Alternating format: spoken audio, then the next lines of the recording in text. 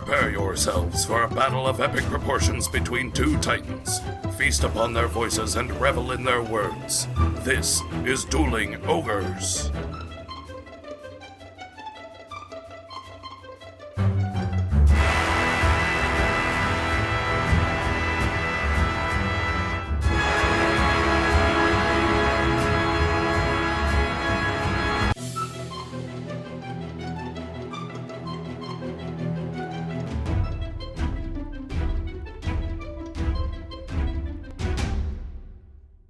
Hello, Ogres, and welcome to episode 207. Thank you for joining us as always on this ad hoc Monday evening, Earth date January 25th, 2021. I'm your host, Remington Hitchcock, and with me as always is my co-host, Brandon Full. Say hello, Brandon. Remington, how the hell are you doing? If I were any better, my nuts would be shaved. Okay. What? Wait, no, that's not how it goes. If I were any more shaved, my nuts would be better. No, I don't think, I might be wrong. I don't think it has anything to do with nuts. Am I going to have to leave this call again? God, I hope so. Oh, wait, Bucky, you're here. Hi, Bucky. Yeah. Because Brandon texted me at like 2 in the morning and said, hey, be ready at 8:30 this evening. And I was like, okay. You're like, I don't have a choice in the matter? No. Actually, I'm pretty sure I did, but I'm not doing anything. No, you had no choice. Yeah. Fair enough. There's Marvel stuff to talk about. If you didn't, we would have hunted you down and drank your blood. The big question is, are your nuts shaved? I'm going to plead the fifth. Inquiring ladies want to know. No, they don't. Don't answer that question. Don't answer. Yeah, leave it up. Hence, leave it up to mystery. Plead the fifth. Yeah. Isn't that what they do in like every rom-com? They make the characters like bland as hell so that people can just project themselves onto them. Like the Twilight thing? Yeah. Like with Bella. Yeah. So we're essentially doing the same thing, but with the state of my pubes. Have you ever watched Twilight? No, I have not, and I do not want to. I'm kind of interested to see it. I've never watched it. I would want to see it just to see how bad it is. I saw a clip of a CGI baby. Oh, yeah. That gave me nightmares. So. Why not just use a real baby? That's my question. Because, like, have you ever seen American Sniper? No. There's a scene in that movie where they have the kid, and Bradley Cooper's sitting there. They didn't even get a real baby. They have a baby doll, and Bradley Cooper's just sitting there holding an inanimate baby doll, like shaking it with his hands, trying to make it look real. And it doesn't look good at all. No, I've seen that too. But, you know, the reason why they used a CGI baby in that is because real babies can't be vampires. If you turned a baby into a vampire, would it stay the same age? Yeah. Well, think of Interview for a Vampire, the little girl. Oh, yeah, that's true. Or the girl in Skyrim who's part of the Dark Brotherhood. Babette, I think her name is. Yeah. Would you be afraid of a vampire baby? A vampire baby?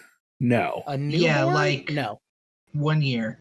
I mean, it'd still have baby strength, but it wouldn't like... it'd be super baby strength. And babies are pretty strong. Stabbing it with a chopstick at that point wouldn't be too hard. But, you know, it's still very uncoordinated and gooey. Yeah. So it would just undulate on the ground towards you. Like, I imagine that it would eventually figure out how to walk, and probably like pull a boss baby? And and probably have a better chances of walking because it would be stronger. That's true. Would it be like Stewie? Maybe. Yeah, probably. Because, I mean, it's not like you stop learning. No. So it has its entire life to learn how to walk and talk as a 1-year-old baby? Yeah. This walks up. Oh, hello, fat man. I'm going to suck your blood now. I'm quite a baby. It's like, Mom, Mommy, Ma. Let me sink my teeth into your neck. I searched baby vampire on Google. What the fuck are we doing? I thought we were doing a podcast. Yeah, this is the worst. Yeah. Honestly, I'm right. I've just been waiting for Rem to take control of it. Listen, I'm not the boss around here. I'm the tech. So what have you guys been up to? Let's get this shit on the road. Let's shave this podcast's nuts. Well, as you know, Jesus Christ shaves us all. Sorry, I had to get that in there. Thank you for getting that out there, Bucky. Yeah, you're welcome. Appreciate it. Mm-hmm. I guess. You don't at all, do you? Is this already in the top 10 for worst podcasts we've ever done? I feel like this is in the top 5 for the worst podcasts just in general. Ouch. As of right now. The editing will make it much better. It's just this is all going to get harder. cut out. I feel like this entire episode is just going to be outtakes. This is just the That's outtakes the title, episode. the long outtake. I haven't been doing much, Brandon. I've been working. We played D&D. I built a font. Oh yeah, that was pretty cool. How'd you do that? So there is a website called Calligrapher, only spelled without the E at the end of calligrapher. Okay. And you draw out your fonts on a template that they provide, and you can choose the characters that you're using. And then you upload it, it scans it, and creates font files. So you created a draconic font. Yes, I created a font of draconic just because I've always had that fascination with different languages and writing and all of those sorts of things. And I thought it would be fun to have a English-based font with draconic characters that I made up. Yeah. Yeah. So how do I get that font? I send it to you. Oh. Yeah. Simple enough. Yeah, it's pretty easy, man. What have you been up to, Bucky? Working, D&D. I wrecked my car about a month ago, so that was fun. How'd you do that? Snow. Yeah. Regale us with the tale, Bucky. Yeah. I was on my way home from work. It was snowing, so I left early because I wanted to get home before the roads got too bad. Well, that didn't work. A truck in front of the car in front of me stopped on like a dime, and I hit my brakes and just nothing happened, and I just slid directly into the back of the car in front of me. Was the person pissed or did they understand? It was an old lady. She was just like, the second that truck stopped, I knew you were going to hit me. She's just like, you're not drunk and you weren't on your phone, were you? And I'm like, no, I'm coming home from work. Right. Did you have to wait for the cops to show up? Yeah, I had to wait for the cops to show up. And then my roommate came and waited with me for the tow truck to show up about 2.5 hours later is when they finally did. Wow. Yeah, just sitting on the side of the road. At least it was in a heated vehicle. Yeah, that's all right. Were you on interstate or? No, it was on just Route 60 outside of Marietta. Oh, okay. It wasn't bad, but I've gotten my car back since then. I got it back last Wednesday, and it's driving okay, so. That's good. Yeah. Well, glad you weren't hurt. Yeah, that was the lucky thing. When I called my mom and said, hey, I got in a car wreck, she was just like, oh my God, are you okay? Like, I'm fine. You don't need to come out here. I was just wanting you to know. And then she came out there. Well, that's what moms do. To make sure I was okay. Yeah. And take me home if needed. But I still had to be there for a while, and she had my sister, so she went home. Yeah. That's what moms do, though. Yeah, but other than that's probably the biggest thing that happened to me in 2020, because, because of a certain thing, nothing can happen anymore. So wait, did something else happen in 2020? Yeah, but I thought we didn't want to get into it. So yeah, I'm just vaguely referencing. So other than that, since I was last on in March, I've done about nothing but watch movies, TV, work, and that. Yeah. Yeah. How about you, Bo? No. No, just no. No, nothing interesting going on. My Minecraft that I was playing the modded Minecraft. It totally corrupted everything. Oh no. So I can't even open Minecraft anymore. As soon as I go to, like, I can't even open my save file. It doesn't even get that far. As soon as I go to open Minecraft, it'll pop up, it'll start populating the mods, and then just crashes to desktop. Oh. So I lost probably 10, 12 hours of work that I'd done. That's a little brutal. I mean, 10 to 12 Yeah, hours it isn't sucks. that much in Minecraft, but Yeah, it still kind of sucks. Yeah. So I need to play some more Cyberpunk. I haven't really played a whole lot of Cyberpunk 2077 since I got it. Have you had a bunch of glitches?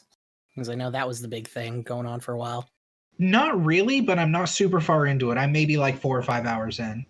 And I haven't touched it since then because I got caught up in modded Minecraft. Once I hooked up my PC, like my nice gaming PC, Mhm. yeah.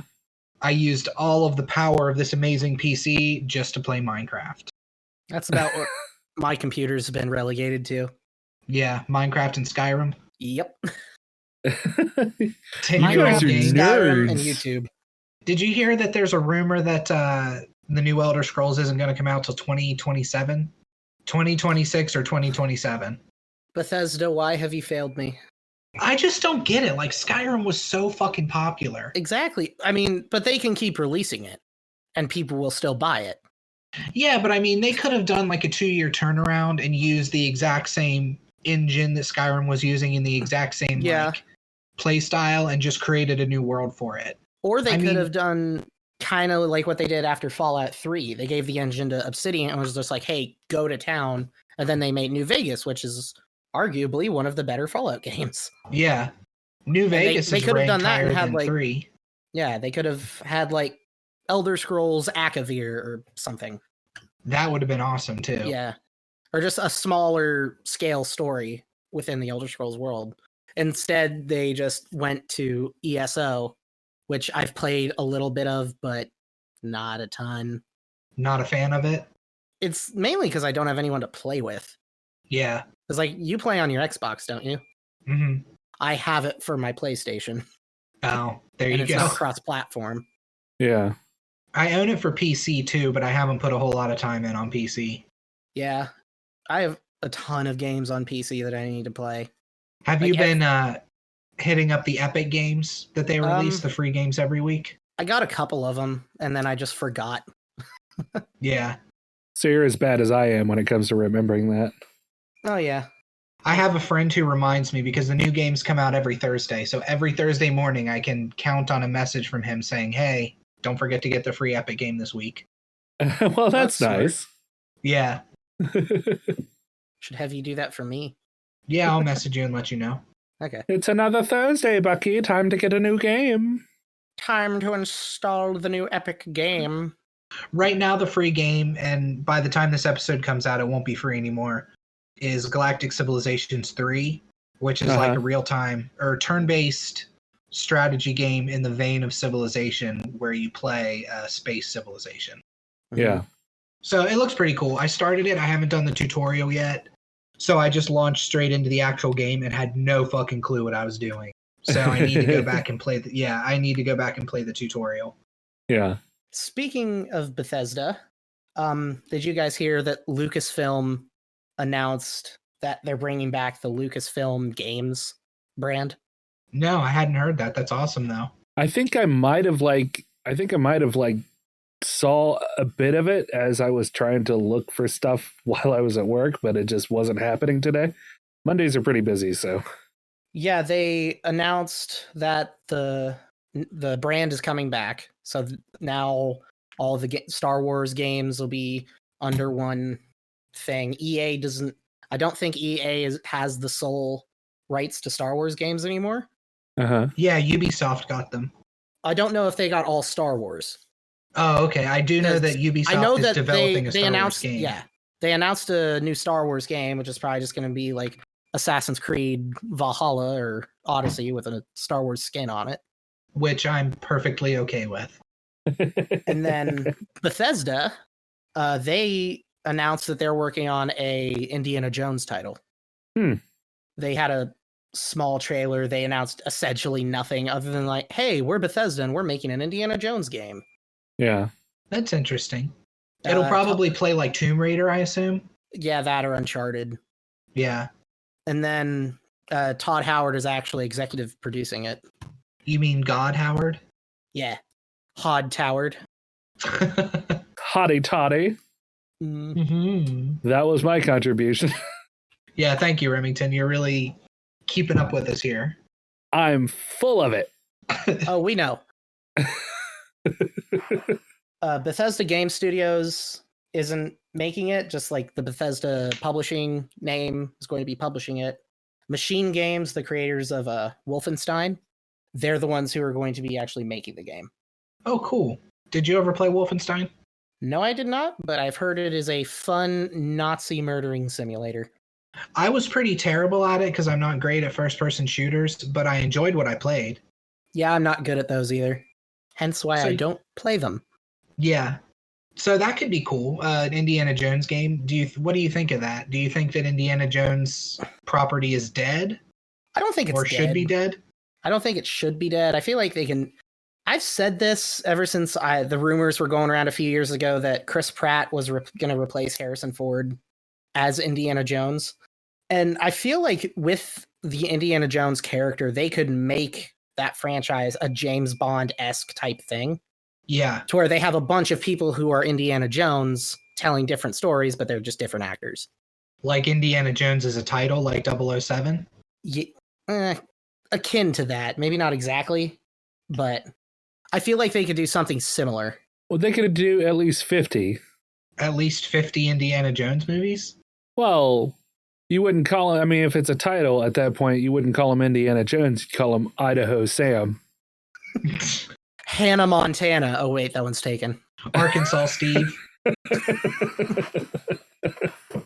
Ohio Joe. This belongs in a museum. You belong in the museum. I'm just going to go out and punch me some Nazis.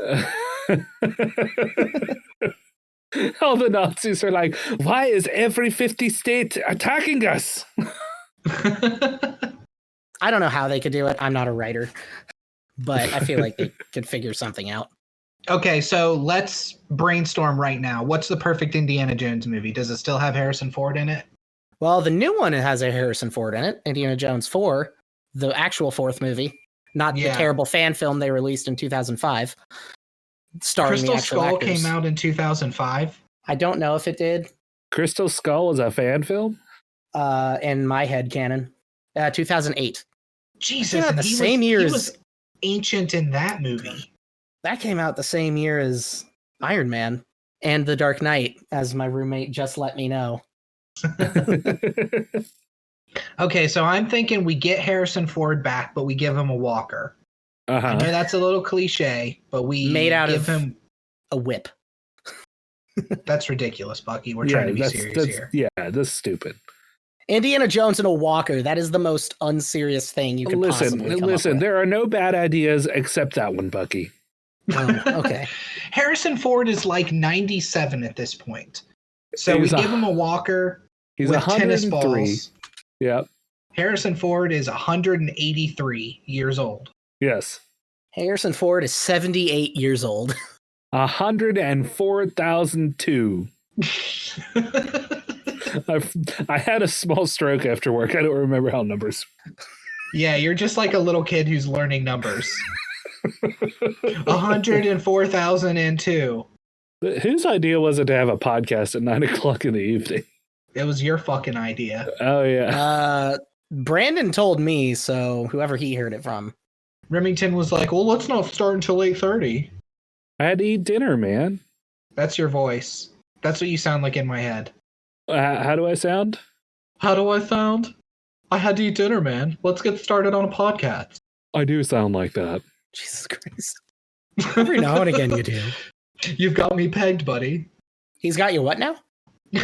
Okay, so Harrison Ford. Anyway, Harrison Ford's got a walker. He's got the tennis balls on the feet. Yeah. He has to have name the things that an Indiana Jones movie has to have. He has to have the whip. Yeah. He has to have the hat.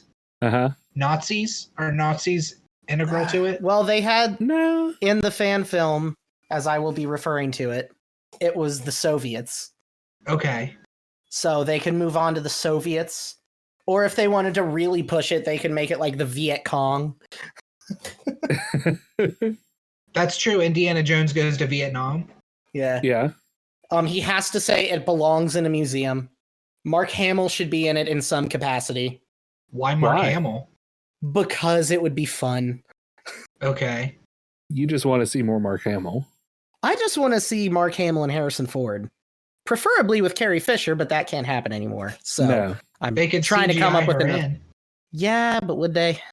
No, they wouldn't. I mean, they did it with Rogue One. They did it because she's a They staple did, but they of the didn't. Star Wars universe, but she's not a staple of the Indiana Jones universe. And no, I don't think that they would.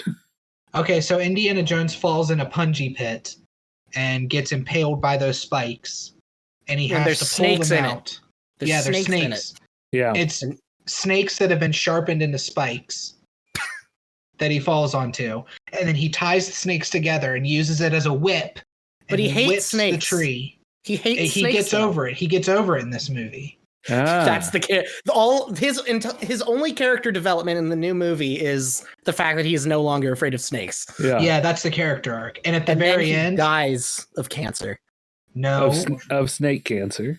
snake cancer. Snake cancer. No, at the very end of the movie, to tie everything together, are you ready for this? Uh-huh. Yeah. He marries a snake. Who knows? My head exploding, man. I Get a feel hold like of me, that's Sonny. more plausible than him surviving a nuclear bomb, though. Yeah. In a refrigerator. Yeah, and a He lead-lined marries a refrigerator.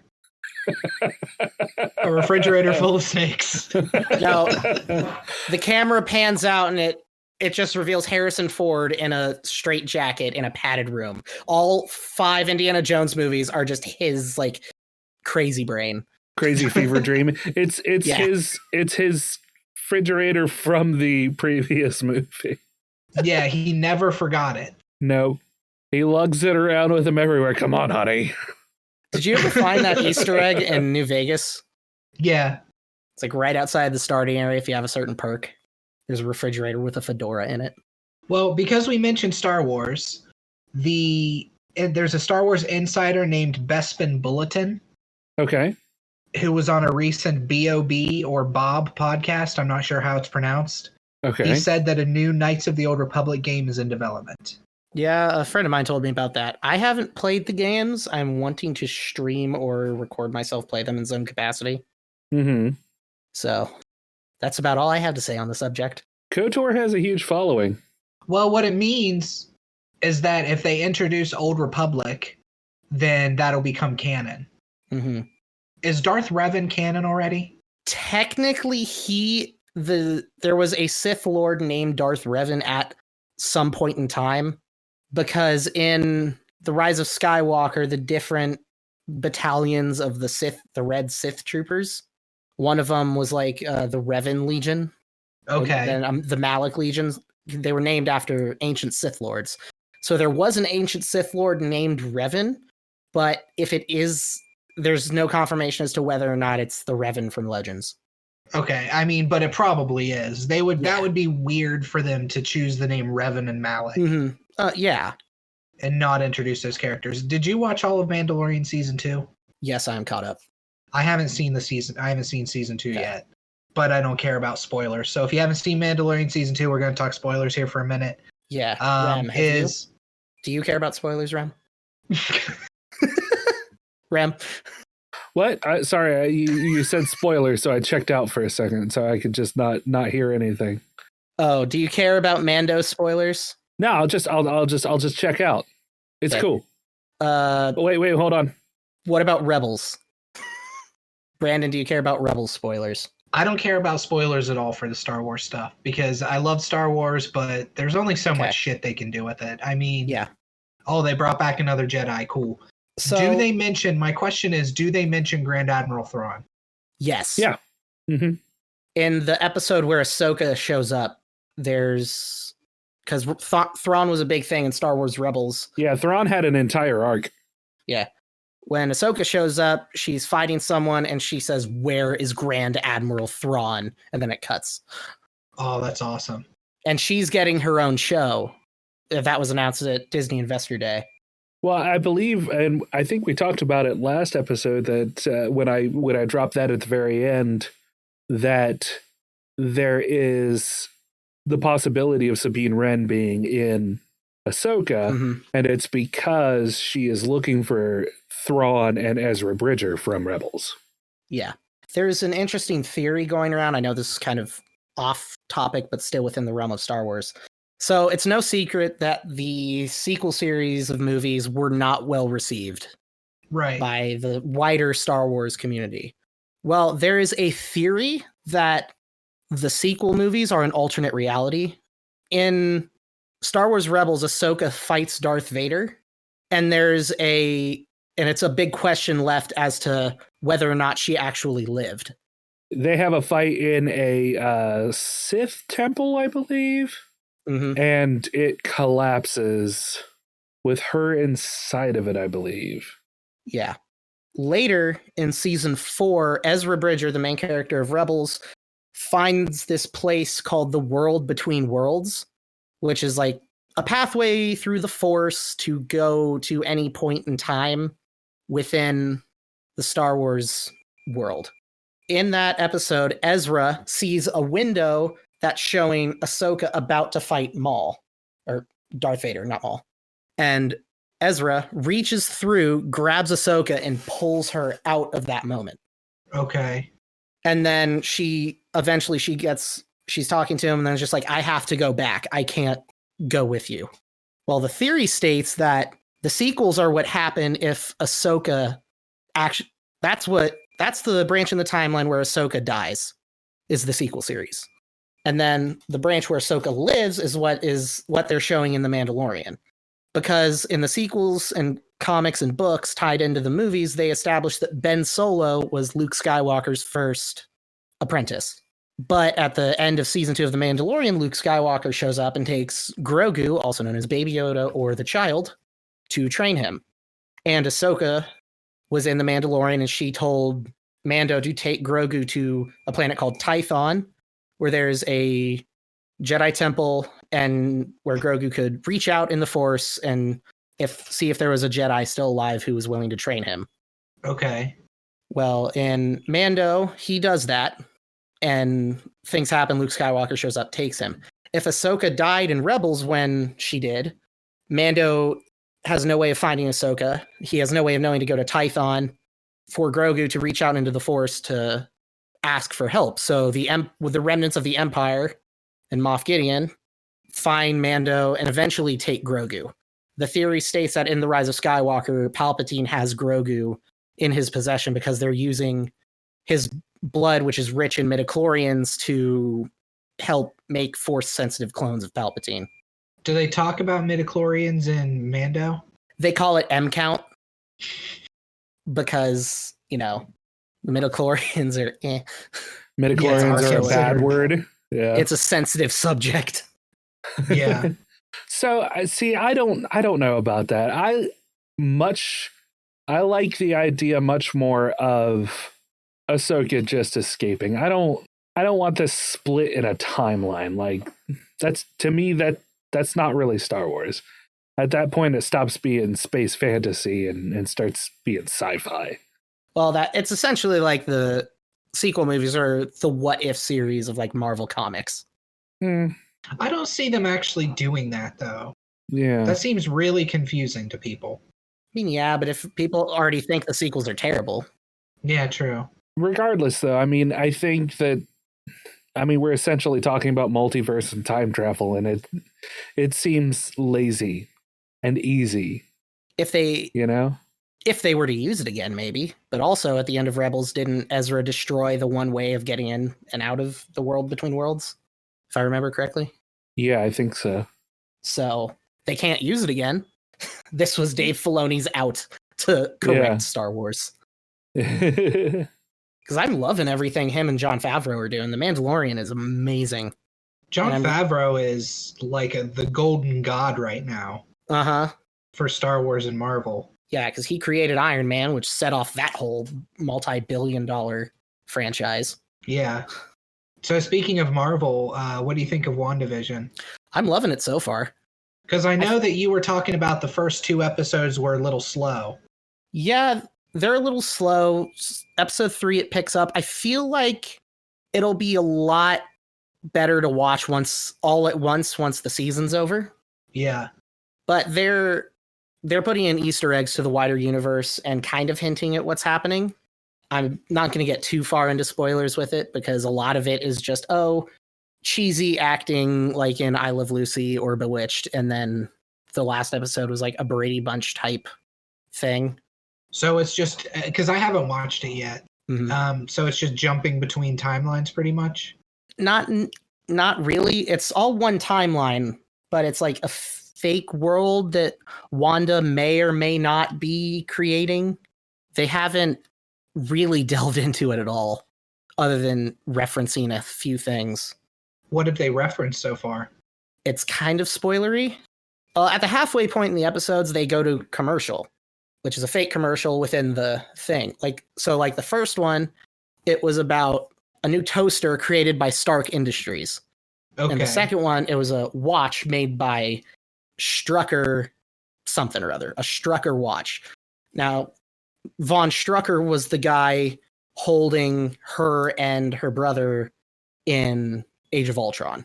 Oh, okay. So there's that. But then the Stark Industries reference, I didn't get this when I first watched it, but the toaster, as it was toasting, it was beeping like a bomb, kind of.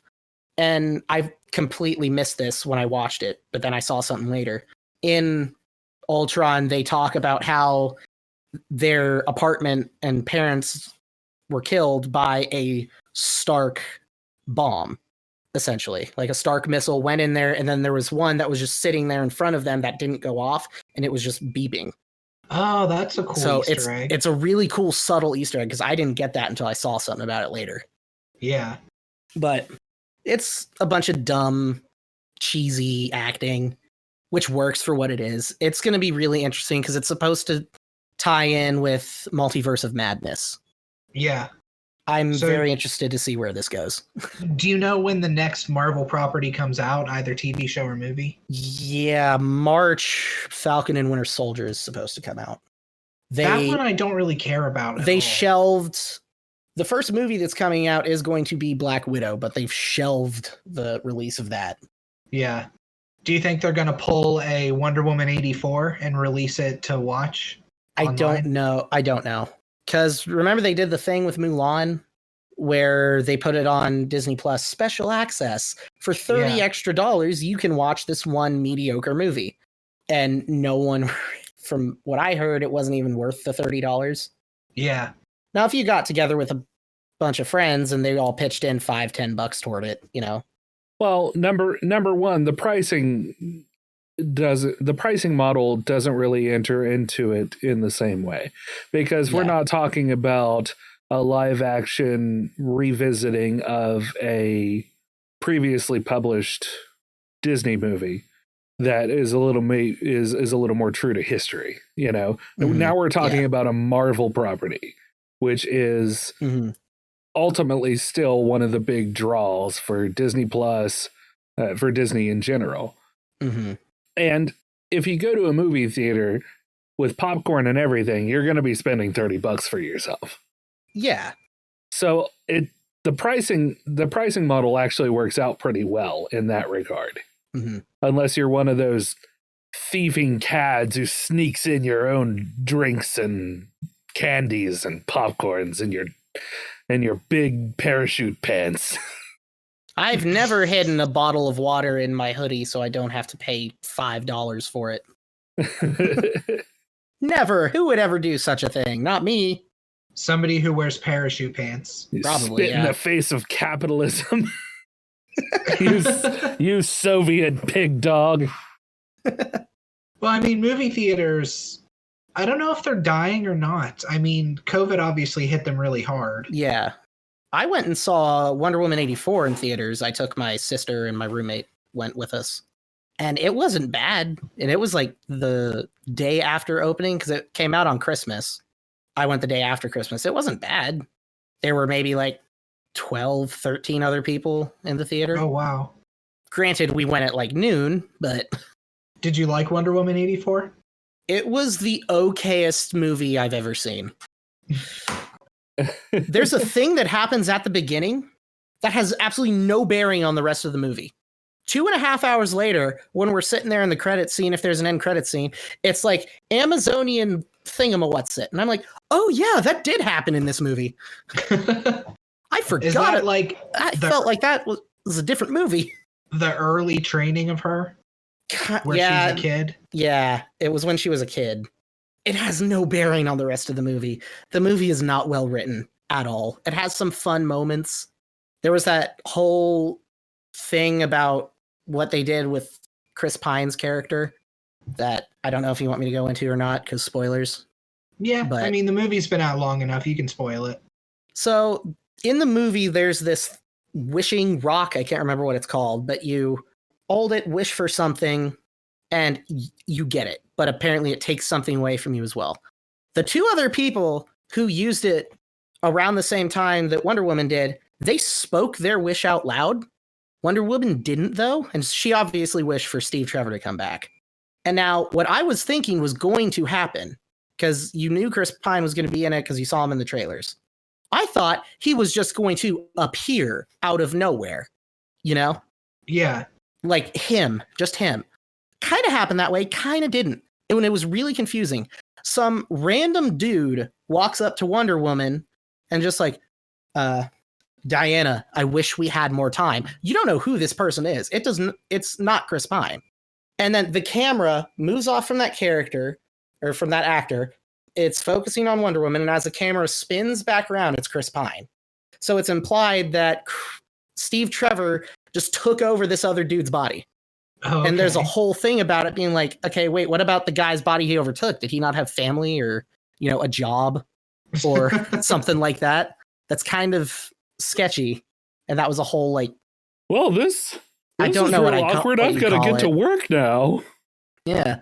Then eventually she gives it up because, her powers were taken away as the caveat for him being back.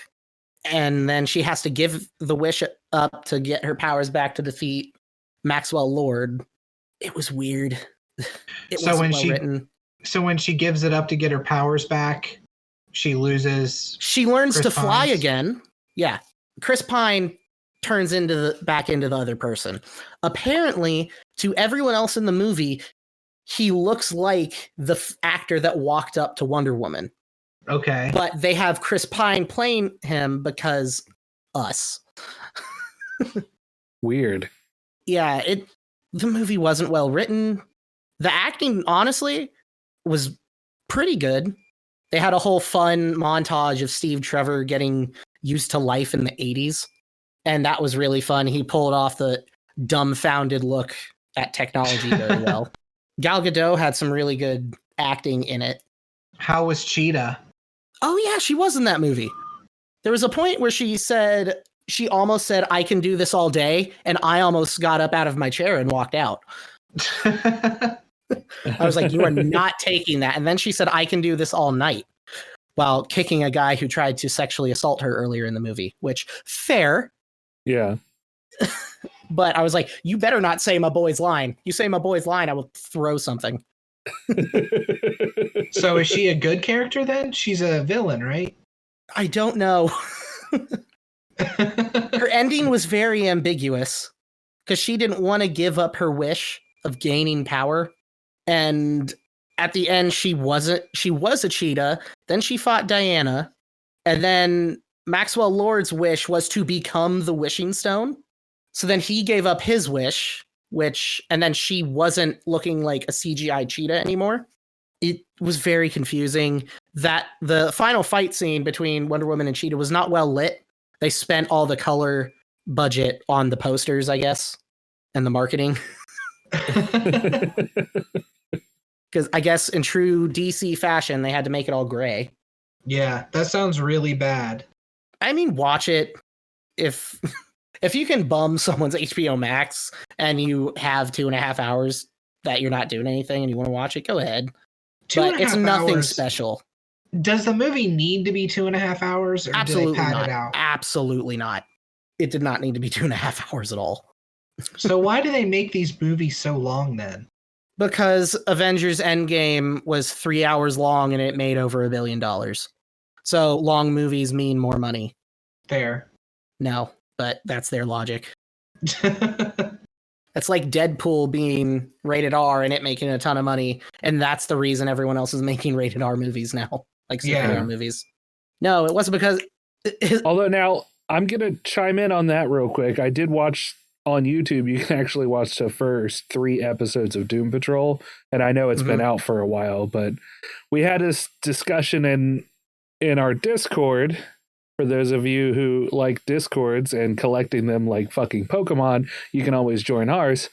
But we had this discussion about Brendan Fraser. And I had to look up Brendan Fraser, and then Brandon mentioned that he was in Doom Patrol, and I had forgot about that.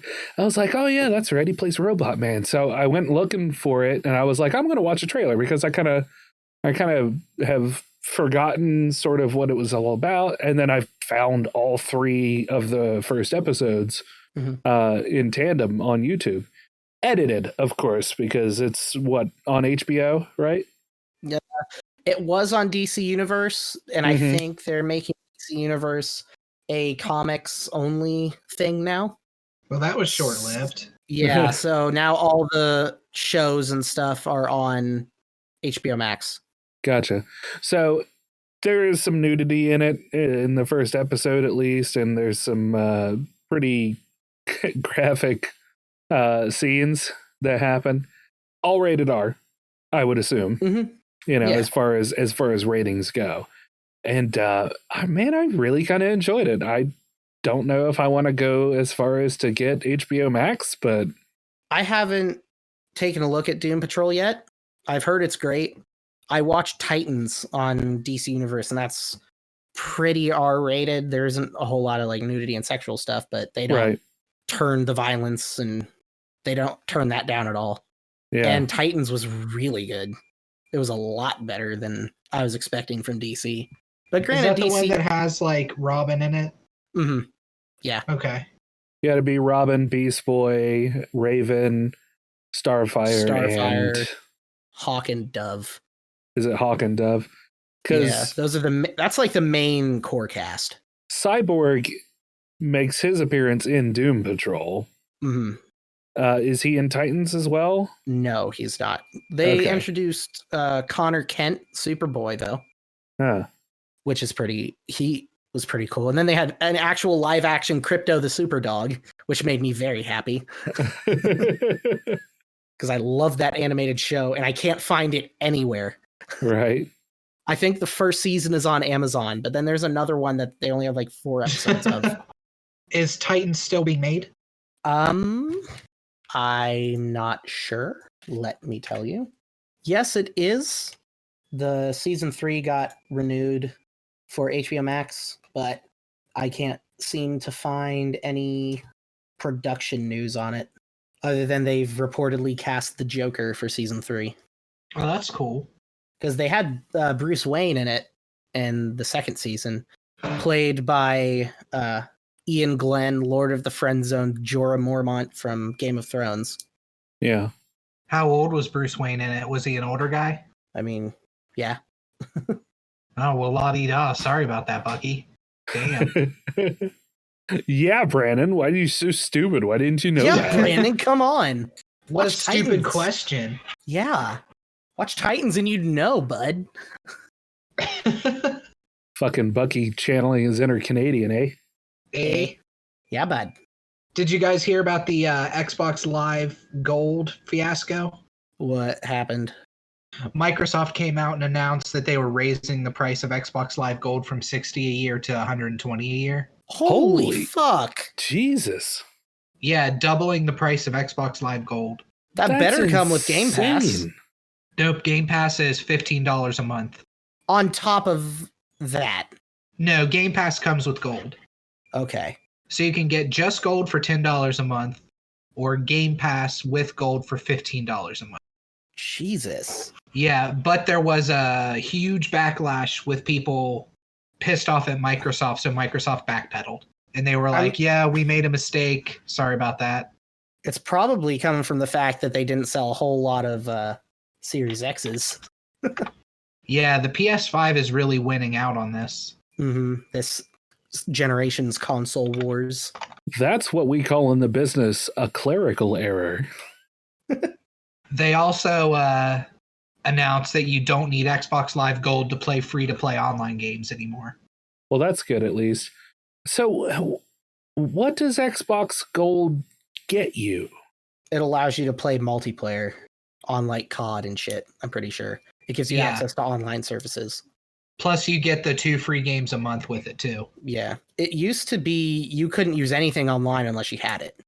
Because when I started with my Xbox, I couldn't watch YouTube unless I had gold. It's different now. You don't have to have gold to be able to watch YouTube on your Xbox, but it used to be that way. Huh. That's weird. So yeah, Phil Spencer, who is head of like the advertising on Microsoft. Yeah. I don't know exactly what his job is, but he came out and he was like, yeah, we made a mistake. Sorry about that. If it was to piss off your entire customer base, he did a real good job. I hope he gets a promotion. Right? Xbox put out a statement where they said, we messed up today and you were right to let us know. Connecting and playing with friends is a vital part of gaming, and we failed to meet the expectations of players who count on it every day. As a result, we have decided not to change Xbox Live Gold pricing. That's good. I mean, that is an insane price hike and completely unnecessary. Yeah. Especially on top of everything else, because everything's moving to streaming now. So you look at, especially if you have both consoles, I know a bunch of people will have both. So they'll have two $60 a year payments for both PlayStation and Xbox. And that already comes out to $120. Yeah.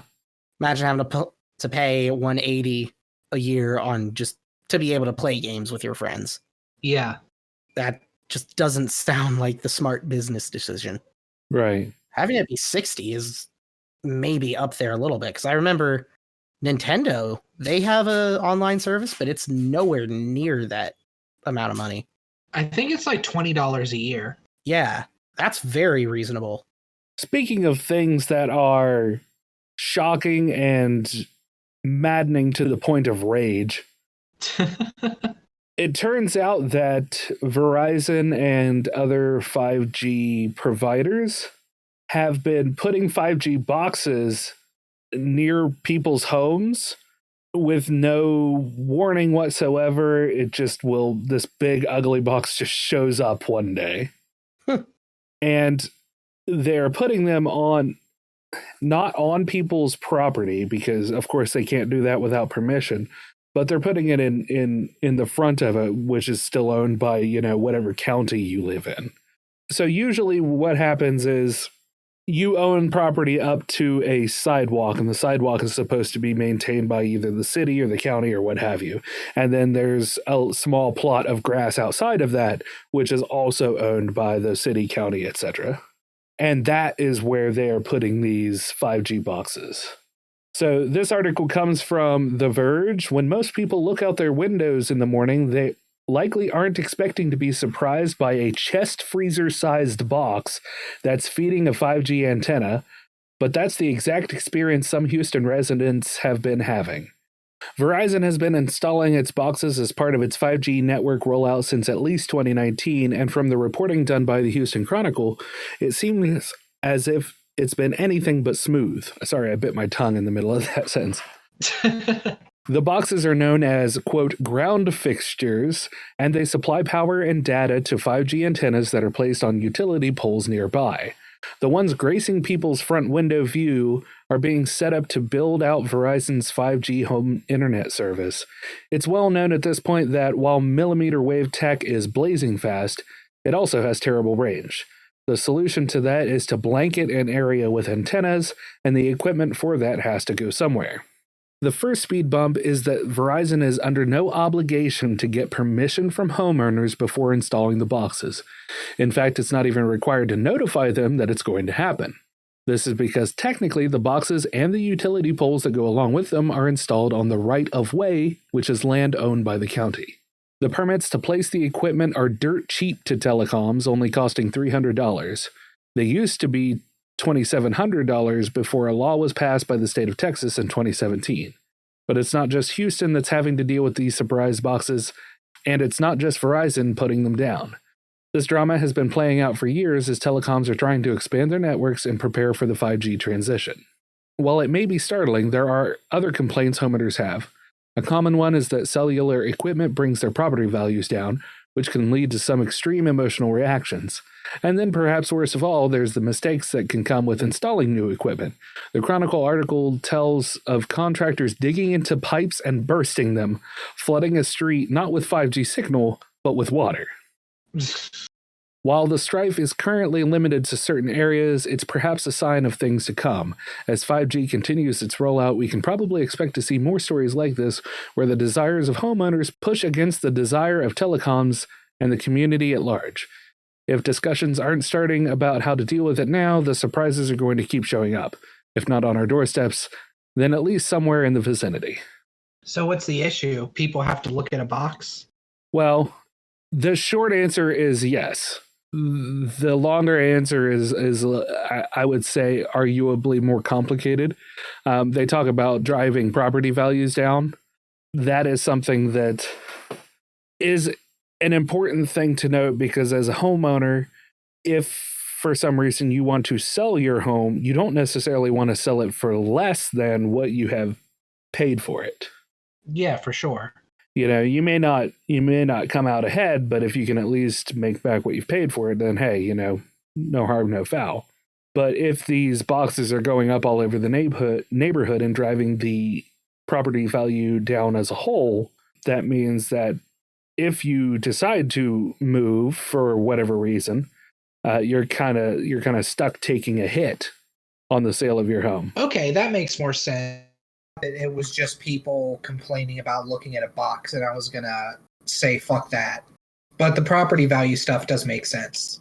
And then also, if they're digging whatever for it and they bust a pipe, at that point are they obligated to pay for it? Because they busted the pipe, yes, but also technically the pipe isn't on the homeowner's land. Well, yeah, at that point it would either come down to the telecom having to pay for it or the city. But we know how long that city bureaucracy takes.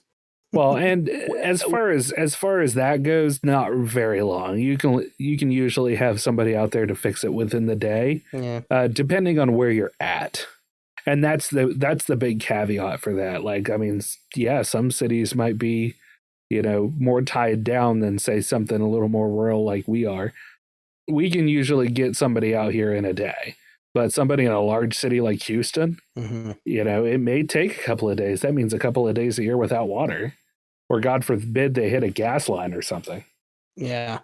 So what do you think the trade-off for 5G is worth this kind of disruptive technology? So it is 5G. It's just it's a faster speed for your phone, right? Or for internet in general? Yeah, it's a faster mobile speed. Yeah. I don't know. I mean, is that just the price of technology? The price of progress? I don't know. I don't know if it has to be. My thought is, why would they design this box in such a way that it's so obtrusive? There's a picture here. I mean, it looks like a small air conditioning unit, but it's just right in the middle of everything. Mm-hmm. You know, usually if you have a unit like that for your house, say it's an air conditioning unit, it's tucked up beside of the house, it's off to the side, it's not readily noticeable, you know, or in the back. You know, you have plants around it and stuff, although you shouldn't because you want to keep a proper airflow in, but that's neither here nor there. It's just right smack dab in the middle of the street almost. I don't know. Like, would you mind if they put one out by your house? Well, yeah, I mean, you know, I don't care about much of anything. I'm the one who's driving property value down around here. You mean famous podcaster Remington Hitchcock is driving property value down? Yeah, that's because famous podcaster doesn't make a whole lot of money off of said podcast. Yeah, that's true. We make more than we used to. It's true. Yeah. Not that it's a goal to, but just a fact. And here's the thing: how fast is 5G? Like Hold up on. and down. What is the average 5G? 100 times faster than 4G. Well, that's helpful. 100 times faster? Yep, it's estimated to be 100 times faster. Damn. Okay, so the average 5G download speed is about 50 megabits per second. And I just looked this up because I don't know if you've heard of Elon Musk's and SpaceX's Starlink program. Yeah, we talked about it not this past podcast, but the one before. Didn't you listen, Bucky? Yeah, I did. I just forgot. But a likely story. If I listened to it, it was a couple of weeks ago when it came out. So I looked this up. Brandon, 5G I feel like that was a little bit of a dig. Yeah, it was. That's fair. So 5G, the average download speed is about 50 megabits per second. Starlink's satellite service is about 103 megabits per second average, which is 80% faster than existing broadband services. And that is using equipment probably of a similar size, maybe smaller. I don't know how big a Starlink satellite is, but that's sent up into space on a rocket and we don't have to look at it. That's true. And 4G is about 14 megabits per second, just as a comparison. Oh, wow. So at that point, you have to ask, could Starlink's technology be could that be used for phones too? Yes, probably. If you're getting speeds of that high speeds, theoretically anywhere in the world, as long as you have access to the sky and electricity to receive said satellite signal, I don't see why they're investing in putting $300 boxes that piss everyone off, as opposed to either doing something or working with SpaceX or Starlink or doing something similar to that. Granted, yes, it probably would be more expensive than $30 a unit, or $300 a unit. Sorry. But well, and that's not, the $300 is not per unit. That's just what they're paying specifically for placement to the county to utilize that space in Texas. Yeah. But to argue your earlier point, that's not how capitalism works. No, I understand that. So it's all I want my money now. There's going to be competitors, and that's how we continue to push the envelope in a capitalist society is having this competition between different companies. That being said, I think that if Elon's global internet network is something that they can suss out and be successful, it will 100% put the 5G to shame. However, these satellites also require ground units to be receivers. Yes, but if you've looked up what that is, it is a very small dish that's smaller than a satellite cable dish. Yeah. It has a very small footprint for what it is. You put it on your roof, you could probably put it somewhere where no one would ever see it. Right. Or if you wanted to, you could just have it sitting out in your backyard with a cord going to your router. And then let's say you want to go camping or something and you have a solar power thing with you, you can take that with you and you can be watching Netflix in the middle of the woods. Right. It is very interesting. From what I've heard, Starlink is going to be the way to go moving forward as of where it's looking like it's going. Yeah. But comparatively, So what do you guys think about Bigfoot? Bigfoot is real, and I will fight anybody who argues otherwise. Do you really believe Bigfoot's real? I believe in the possibility of Bigfoot. Yeah. I'm agnostic, Brandon. Bigfoot agnostic. Big Gnostic? Yeah. There we go. It just sounds like you have nasty. Big nostril. Well, the reason I ask is because State Representative Justin Humphrey promises Justin Humphrey promises House Bill 1648, which would direct the Oklahoma Department of Wildlife Conservation to establish the annual dates of a Bigfoot season and create any necessary hunting licenses for it. What? So they're giving away Bigfoot hunting license and hunting tags like we could go down to the Walmart and get deer tags. Yeah, in Oklahoma. That's great. What he says though is, I want to be very clear that we are not going to kill Bigfoot. We are going to trap a live Bigfoot. We are not promoting killing Bigfoot. But you can go get a hunting license to trap a Bigfoot. Right. He wants to offer a $25,000 reward for a live Bigfoot capture. I feel like if you were to capture a live Bigfoot, you could get way more than $25,000. Oh, yeah, for sure.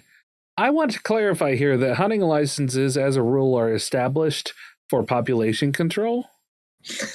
They are closely monitored.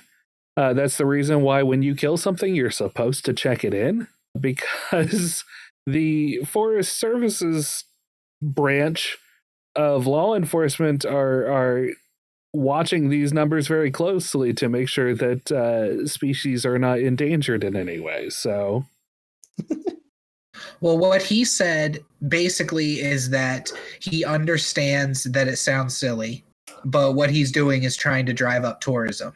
Yeah, of course he is. Because you've never heard anyone say, oh, I'm going to go on vacation. Oh, where are you going? Oklahoma. Where the wind comes sweeping down the plains.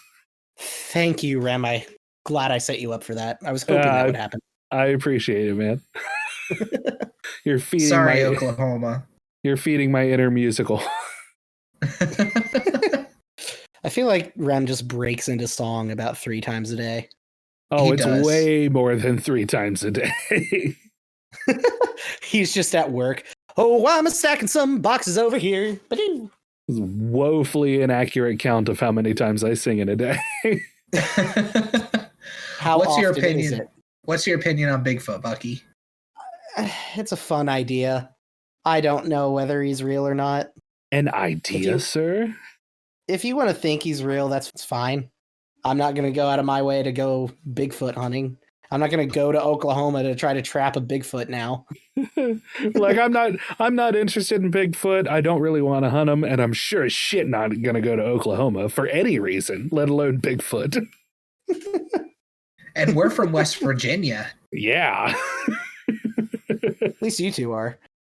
Yeah. The thing with Bigfoot is we don't know anything about him. We don't know, like, his strength. So how are you going to trap a Bigfoot if you don't even know if he can rip through the bars of a cage? You roll a 1d20 and figure it out. There's our Indiana Jones idea. Indiana Jones hunts Bigfoot in Oklahoma. Oh my God, you're right. Have you ever... There was an old Star Wars comic that had Han Solo and Chewbacca crash land after coming out of hyperspace onto a random planet. Han Solo dies, and Chewbacca just goes and wanders the forest. And then it's like thousands of years later, Indiana Jones finds some random temple in the woods. He goes on, finds a skeleton sitting in a chair. He's just like, this place seems familiar. And then Bigfoot, Chewbacca, is sitting in a tree watching over. Have you ever heard of that? No, that's so stupid, great. Though. It's such a fun idea. I don't know. Once you said Indiana Jones, I was like, really stupid. It is, but I feel like that's the point of it. Kind of like WandaVision, Brandon. Yeah, that's true. Yeah. Since we kind of circled back to Marvel and such, or at least properties that are owned by Disney. Yeah. Apparently, Marvel is reportedly rebooting The Punisher, but keeping Jon Bernthal. Yes. Good. Don't get rid of him. So I take it you really liked him as the Punisher? I loved him as the Punisher. He was amazing in Daredevil as the Punisher. Uh-huh. Season 1 of the Punisher was great. He was amazing in it, and I haven't seen season 2, so I can't comment on it. I hear you. I watched the first, I think, 3 or 4 episodes of season 1. Mm-hmm. And then, of course, we reported on Netflix, like, losing all of the... When Disney bought Marvel, we reported on all of Netflix, getting rid of those. Well, no, they just canceled any live action non-MCU Marvel projects. Yeah. So now that the rights to the Netflix series are mostly back with Marvel Studios, fans are busy speculating about how Daredevil will be reintroduced to the MCU. But let's not forget the rest of the Defenders who deserve to get another shot in the franchise. Case in point, Jon Bernthal is the Punisher. Bernthal, sorry. I want to call him Bernthal just because it reminds me of Berenstain Bears. I'm a child at heart. I mean, aren't we all?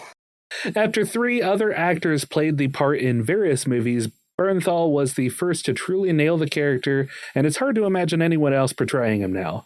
Marvel appears to feel the same way, as a new report points to the studio planning to keep Bernthal on as Frank Castle. However, they'll be effectively rebooting the anti-hero nonetheless. Giant Freaking Robot has heard from their sources that a new Punisher project is in the works with the same actor from Netflix. What's more, the outlet confirmed that this will somehow break away from the continuity established in the Netflix shows and start a clean slate. Of course, this soft reboot option has been discussed before as possibly the best way to bring back Charlie Cox's Matt Murdock. After all, as much as fans love the Netflix series, Marvel Studios is going to want to put its own stamp on these characters and not just continue what Marvel Television did, especially as Netflix is now a rival platform. Speaking of which, Giant Freaking Robot doesn't say where this Punisher reboot could land, but notes that a Disney Plus release seems unlikely, given Castle's gun-toting nature. It's worth pointing out, though, that Disney is pioneering Star, an extra level of D+, which delivers mature content for a higher monthly charge, in Europe and other territories soon. So something like that may premiere in the US in time. If not, Hulu seems like a good bet. Yeah, I can see them doing that. So, do you think that they'd push it out to Hulu, or do you think that this Star thing is going to be something that's moved in? I feel like they do it with Star. I haven't heard about Star, but I feel like they do it with that because Disney doesn't 100% own Hulu. They own, I think, a controlling share of Hulu. Yeah. And I feel like you're probably right there. At this point, Disney Plus is a relative success, I would say. Yeah. And the idea of introducing something that is wholly Disney controlled, but just geared toward the mature content, is something that it just means more money in their pocket. So, yeah. Because I know once they started announcing all these Disney Plus shows for Marvel, one of the things that got announced was a Ghost Rider show starring Gabriel Luna, who played Robbie Reyes Ghost Rider in Agents of S.H.I.E.L.D. Right. And it was to be on Hulu. Then it got canceled off of Hulu, and I haven't heard anything about it since. Huh. So I'm wondering if they're saving that for something along the lines of Star, too. Yeah. Plus, they've also said that the Deadpool 3 that's going to be in the MCU will be rated R. That has been 100% confirmed by Kevin Feige and Ryan Reynolds at this point. Yeah. So they aren't going to put Deadpool on Disney Plus. No. They just aren't. No. Or if they do, it'll be behind that Star lock. Right. That paywall. Yeah. I think it would be an interesting idea to just make it it even says here an extra level of D+. Yeah. Yeah, at a higher monthly charge. Okay, I thought, I guess in my head, I read it differently, but yeah, that makes sense. So how much is Disney Plus right now? Give me a second. I believe it's $6.99. Disney Plus is $6.99 a month. So in March 2021, the monthly price will increase to $7.99. Thanks, Disney. just in case they weren't making money off of it before. Oh, because they aren't making enough money. They aren't bringing billions of dollars from Marvel and Star Wars. But I digress. To have a higher monthly charge of, say, $13 a month for access to mature content, and having the proper parental controls in place for that, of course, they'll have to, just to meet standards and practices. And that model has been shown to work before. on Hulu, there's different levels to Hulu. Like you can get the base Hulu that has commercials and everything, and then you can get commercial-free Hulu. Then on top of that, you can get Hulu with live sports and news and like local news and stuff. Yeah. Then on top of that, you can get like Stars and those other like pay-per-view movie services that are on cable networks. Like Cinemax or whatever. Yeah. You can get that on top of by paying more on your Hulu. You can get Hulu with softcore boobs. Mm-hmm. That used to be how you could watch some HBO stuff. Right. Before they came out with their own. Yeah. That was how I watched Game of Thrones season 8. A friend of mine had Hulu with the HBO add-on, and I was just like, so I don't have to pay anything. Can I use yours? And they were like, sure. Right. Which is against terms of service, and you shouldn't do it. I didn't do it, at all. I totally did not. But I feel like that'll work. As long as they don't push the envelope with how much it is, or they have a lot of really good content on there. Yeah. Because I don't know if they'd bring, to circle it back to the Punisher, I don't know if they'd give him his own title starting off. Because right now it's looking like Matt Murdock might be brought in through Spider-Man 3. Oh, really? Yeah, there's rumors going around that he's going to show up in that. Man, I don't care what anybody said. I really like the Daredevil movie with Ben Affleck. Ben Affleck. I haven't seen that yet. My roommate's wanting to watch it with me, so don't spoil it. I won't.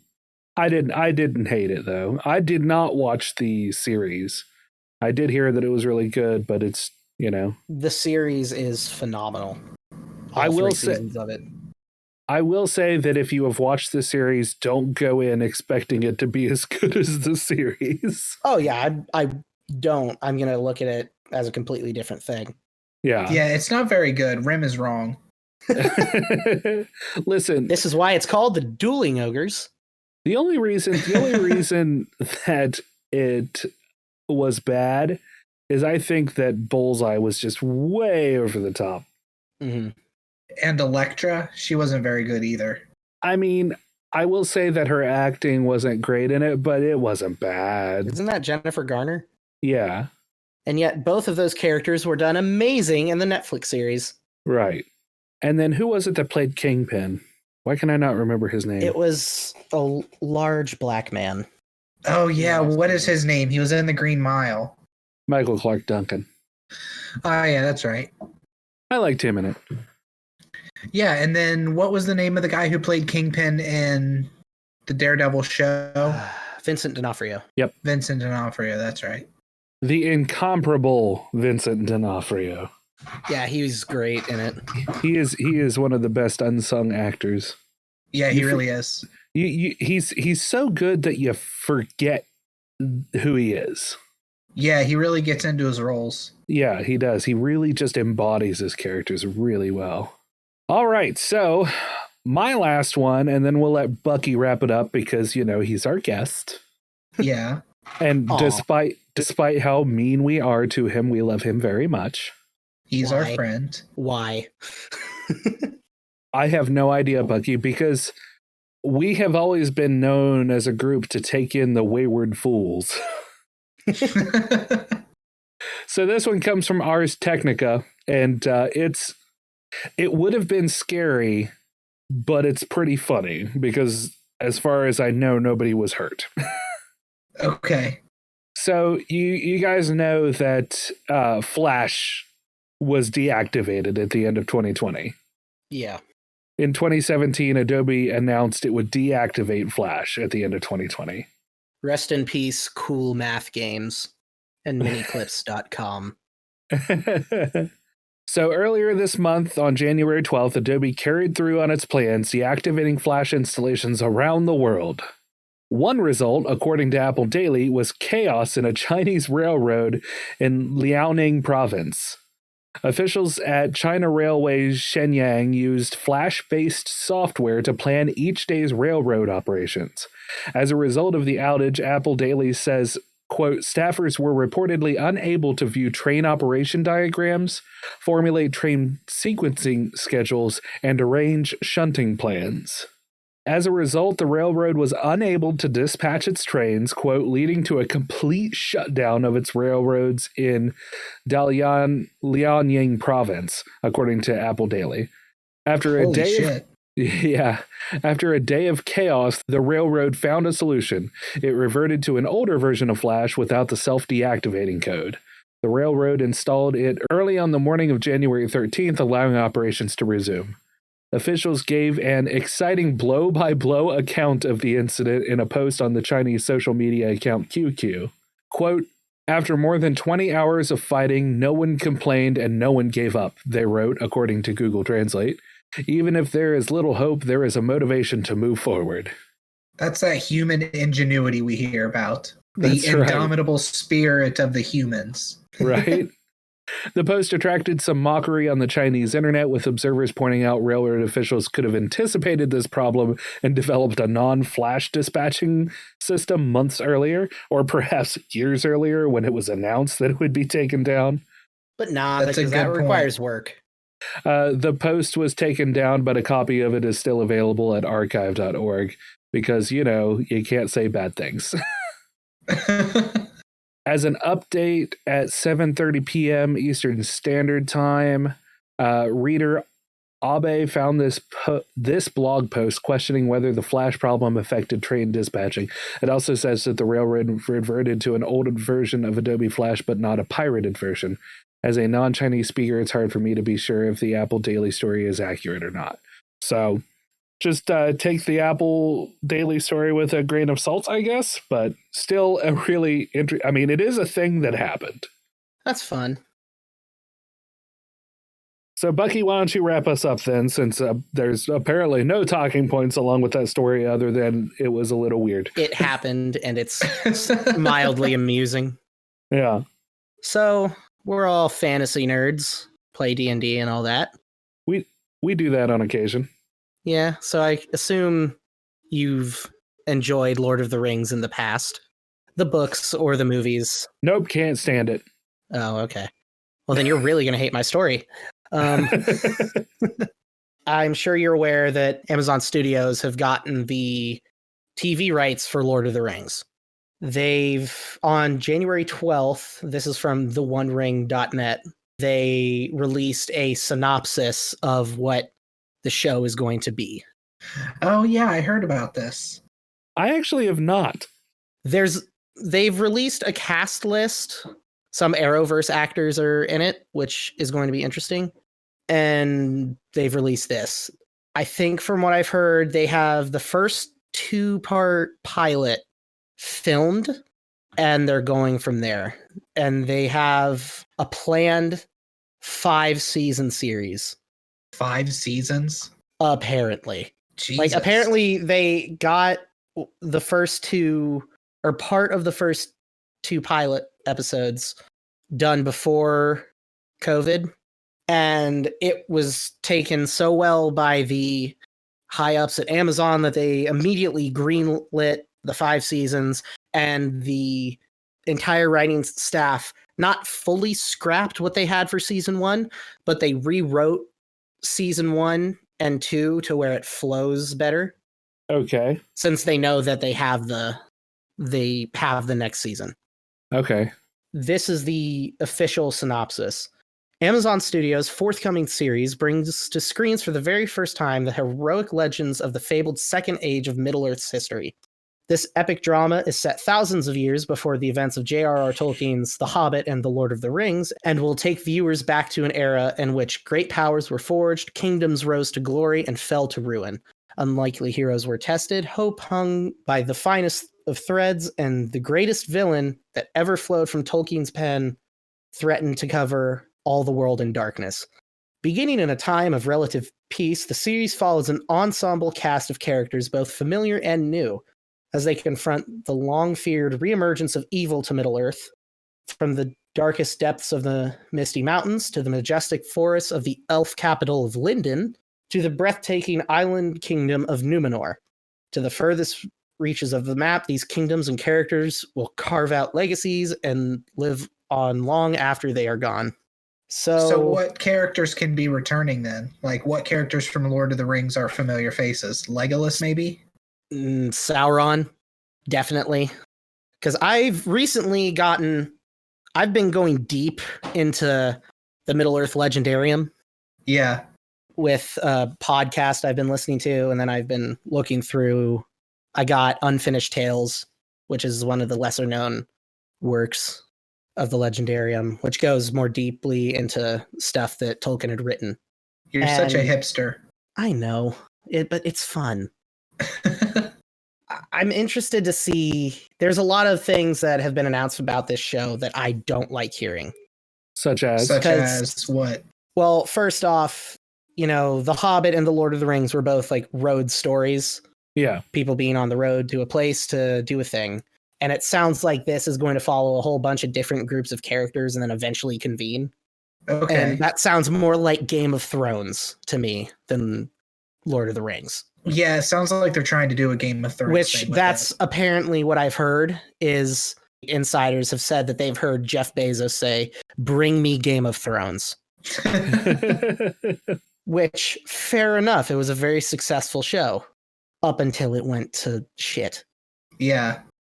But they also brought on an intimacy coordinator, and a casting list was asking for extras who were okay with doing nudity, which was never really a thing in Tolkien's works.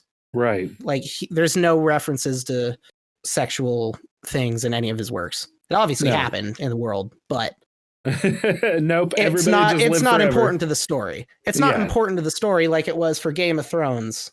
In the way that for the show, the only reason they got people to watch was because there was boobs on screen every 5 minutes. Right. That's so weird. And you're absolutely right about that. That's not something that Tolkien would have put into his writing, really. I'm interested to know what Tolkien would have thought. If I could ask Tolkien one question, is I would show him this and ask him his thoughts. It would probably be something like, who are these people? I'm going to write them a strongly worded letter. Yeah. But in Elven. In Elvish, yeah. Yeah. But I'm on the fence. I'm definitely not going into this show. I'm going to watch it, but I'm not going into the show with high expectations at first. Yeah. Just don't view it as a Lord of the Rings show. View it as its own fantasy thing, and I bet you'll enjoy it a lot more. I'm not going to view it as taking place in with the books. I'm going to view it as like an extension of the movies. Yeah. Which I think is probably what they're going to go with.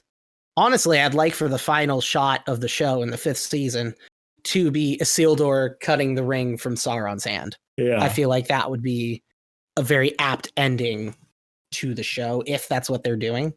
Yeah. But I don't know if they can do like Gandalf and the Wizards, because in the Legendarium, they weren't sent to Middle-earth until the Third Age, which is when The Hobbit and Lord of the Rings takes place. Okay. Huh. Well, that sounds like a good show, actually. It's something that if I had Amazon, I'd watch. I feel like from the description, because I love fantasy stuff, that I would get Amazon Prime just to watch that show. Yeah. The one thing I hope that the staff and crew do going forward is if they make a decision on anything, I hope they have the forefront of their mind being, is this something or close to something that Tolkien would do? Yeah. Because if they're just like, oh, we're going to put boobs in it every 5 seconds of the first episode, I'm not going to continue watching the show, because that's not Lord of the Rings. Yeah. That's not You'll Tolkien continue world. watching the show, don't lie. Probably, but I'm going to say I'm not up until... Listen, Brandon. I see it. There is a litany of other places that Bucky can get Elvish boob. Yeah. I'm not talking about seeing the boobs. I'm just talking about he's such a huge Tolkien fan. Yeah, but if it's not Tolkien, then there's no point in watching it. It's a Tolkien-esque thing that would essentially be a fan film at that point, which, to be fair to the writers... Yeah, it's a crap story taking place in Tolkien's world. To their defense, there isn't a lot of written stuff taking place at this time. No. That's one of the things. Like the Silmarillion is nothing but a collection of lineages, really, and poems and rough outlines, which I'm sure they can flesh out. And I'm not against them adding things as long as it goes within Tolkien's vision. Because I know for the longest time, the only reason the movies got made were because the Tolkien estate didn't have the film rights for The Lord of the Rings. Yeah. It was sold off sometime in the 50s or 60s, I think. Probably the 60s or 70s.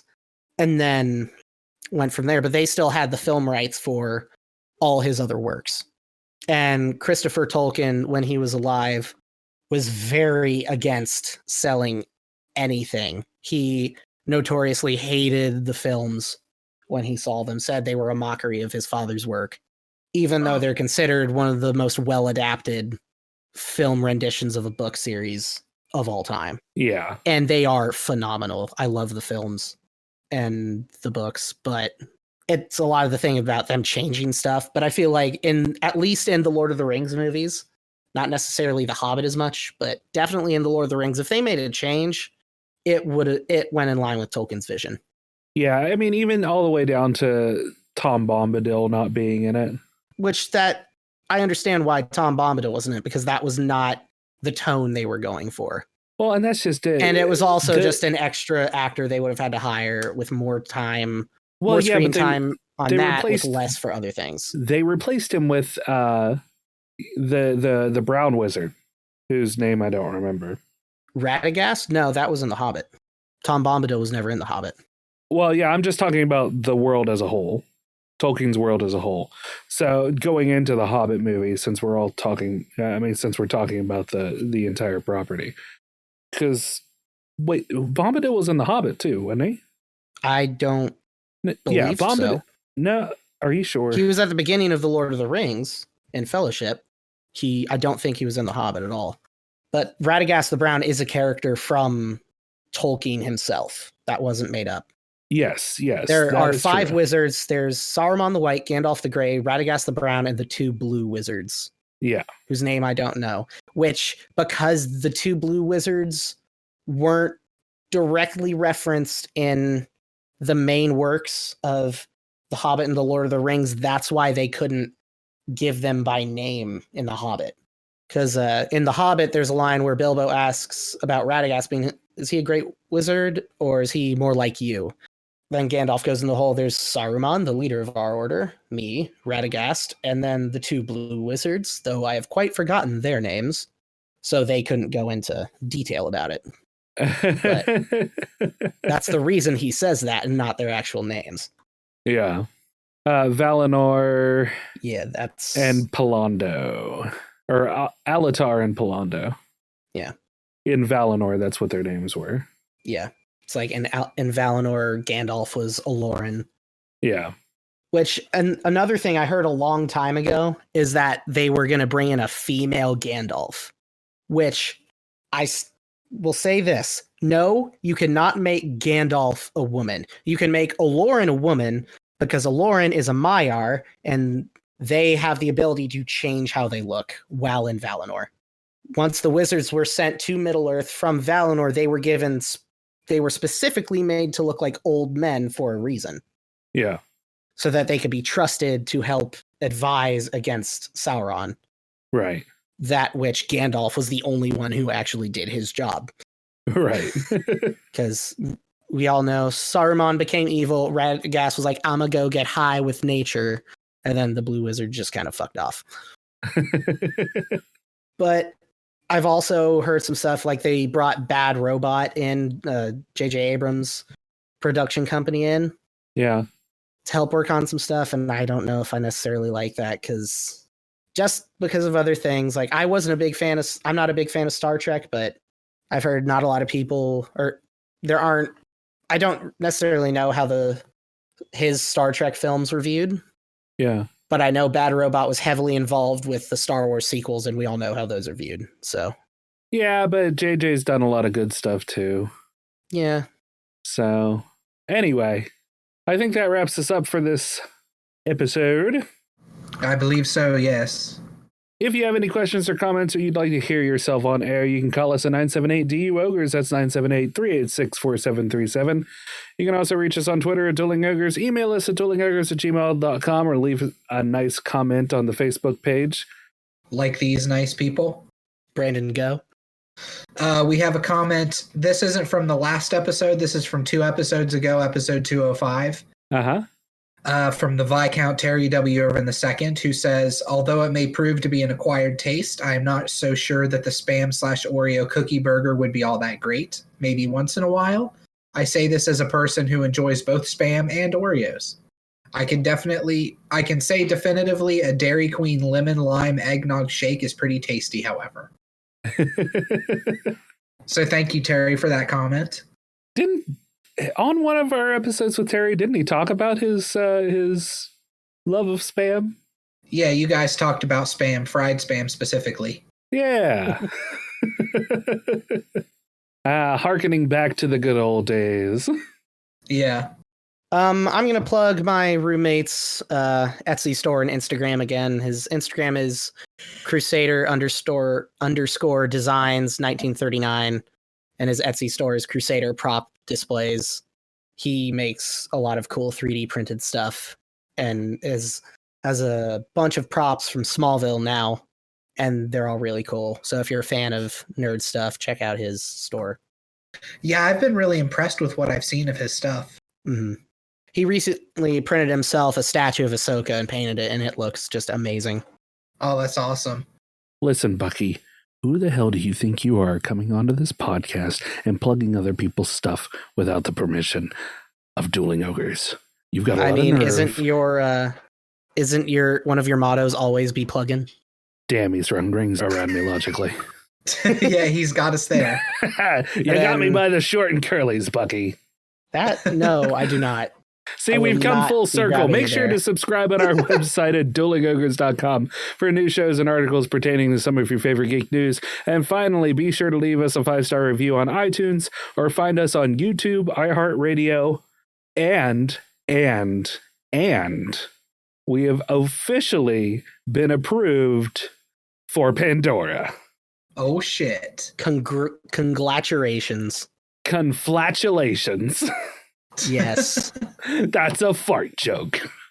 Also, Perfect. Join the Dueling Ogres Discord. It's a fun place with cool people when there aren't the only 5 of us who regularly talk in there. I mean, that's pretty much everybody, though, so. Yeah. But yeah, join so we have more people to talk to. Yeah, you can go to the website and there's a link right there for the Discord. Yeah, somewhere in there on the website. That's a thing that exists. And then one more plug. I have an Instagram, Bucky the Blacksmith. Oh my God. I'm going to plug, damn it. I'm going to plug you here in a minute. I mean, if that means I can plug my shit, then okay. I'm going to plug your shit in a minute. Okay. Gross. And then it isn't made yet, but I'm going to start streaming under the Twitch username Bucky the Blacksmith soon. So. All right. So yeah, listeners, check that out. Well, good luck with that, buddy. Okay, now you can continue with the rest of your outro. God, you're just lousy with interruptions. I'm sorry. I was about to say it after I plugged him, and then you started talking right before I was going to. So. Yeah, it was an important, funny thing to do. Was it? It was, just like me saying how important it is for our patrons. Jenny James, Ryan, Molly Full, Tatiana, Larry, Stephen Hines, the Diamond Man, the Real Fat Tony, Heavy No More, Chad, and this last guy who, I mean, really has been here since the beginning. Is it me? It's Bucky. Yay!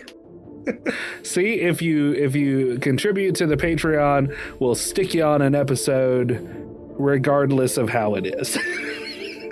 I mean, all the ones I've been on are great, right? Right? Right? So until next week, Ogres, keep your clubs blunt. And your tusks sharp. Good night. Good night.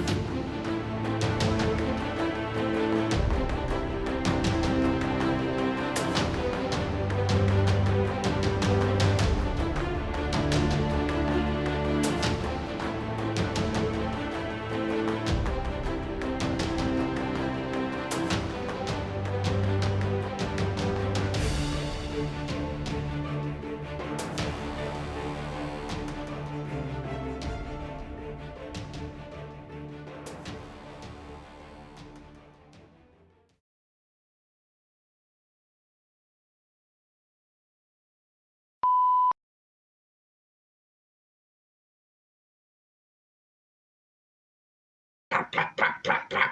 You fucking monster. That's rude, Brandon.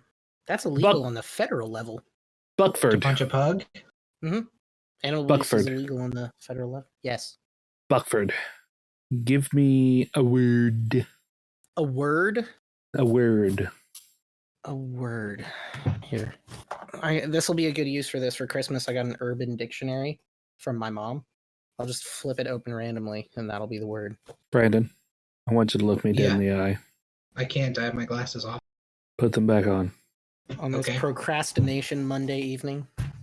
Why did we put him on the show? I don't know. I immediately regret it. No, not procrastination. It's not a good word. Ad hocery. Ooh. That's the dictionary word of the day. Or just ad hoc. Yeah. Dookie stained Monday evening. Monday, bloody Monday. Touch me with a Sunday. That sounds cold. You sound cold. Like you would know. Actually, quite warm. Yeah, I'm pretty toasty too. I'm comfortable. I'm coming out. Oh, fuck. I want the world to know. I feel like I sing that on every other podcast. Yeah, probably. You were I'm singing it last coming night. out. I want the world to know. Got to let it show. Trying to find like. Am at I least a pretty couple smooth? more- Is my video pretty smooth? I don't know. I'm not really watching the video. So you're not watching me dance right now? Well, I am now. What do you think? Pretty good? I mean, yeah, some solid dancing. For a white guy. Some say For- I look pretty fly for a white. For a guy. nerdy white guy. For Trying to. an aging nerdy white guy. You're Oh, like, Brandon, you're have you older seen, than me. Have you seen Wonder Woman 84 yet? Not yet, no.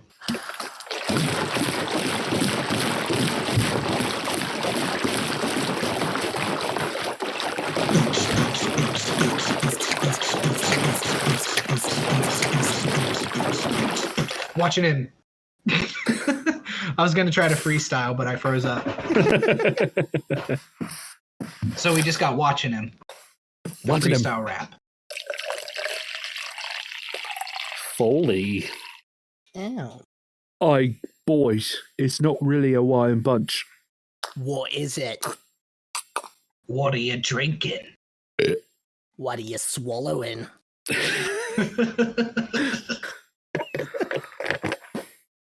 It's urine. Oh.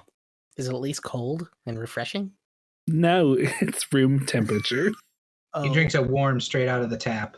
because it's sterile and he likes the taste. Necessary? Is it necessary for me to drink my own urine? Probably not, but it's sterile and I like the taste. Just some good old boys. This is how I keep my energy up, is by singing. Yeah, makes sense. Never All right, meaning no harm. All right, you ready? Yeah. No more energy. Yes, I'm ready What's now. that? Hello. Hello. It is the Brandon Full. Mwah. I don't know what that was. Brandon Mwah. Remington. I feel like that's just the antithesis of being. My brain just completely stopped. Just shut down. Yeah. Yeah. Don't you Dude, love when that happens? mine did that all day today, which is one of the reasons why I'm a little off too right now. So, all right. Oh, you're a good sport, Bucky. My roommate walked in to get something off of his printer, and he just looked at me and was just like, "Hey, plug me." And I'm like, "I did. I got you, fam." All right, so now we know never to have Bucky on again. Yep. Yeah. Lesson learned. I mean, don't you say that after every time I'm on? Pretty much. And yet I'm still always coming back. But we still keep having you on. I think we had some good Marvel talk. Yeah. And you put me in a D&D campaign that you are also using to promote your brand. So Yeah, that's true. You're doing a good job in that campaign, by the way, Bucky. for someone who's never really played before. Yeah. Yay.